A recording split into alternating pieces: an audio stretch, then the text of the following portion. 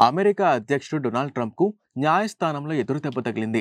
అధ్యక్షుడిగా ట్రంప్ రెండోసారి బాధ్యతలు చేపట్టిన తర్వాత మహిళల క్రీడా పోటీల్లో ట్రాన్స్‌జెండర్లు పాల్గొనడాన్ని నిషేధించారు. అలాగే అమెరికా మిలిటరీ విభాగంలో ట్రాన్స్‌జెండర్ల నియామకాన్ని రద్దు చేశారు.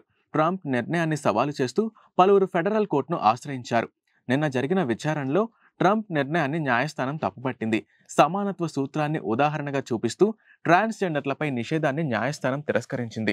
రాజ్యాంగంలోని ట్రాన్స్‌జెండర్ల హక్కులను కాలరాసే అధికారం అధ్యక్షుడి ఉత్తర్వులకు ఉన్నప్పటికీ అది పనికిరాదని స్పష్టం చేసింది.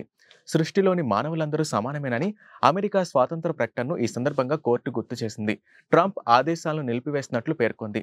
మరోవైపు టెస్లా ఇంకా space X CEO Elon Musk నేతృత్వంలో డిపార్ట్మెంట్ ఆఫ్ గవర్నమెంట్ ఎఫిషియన్సీ అనగా డోస్ మూసివేతపై దాఖలైన మరో పిటిషన్పై నిన్న విచారణ జరిగింది.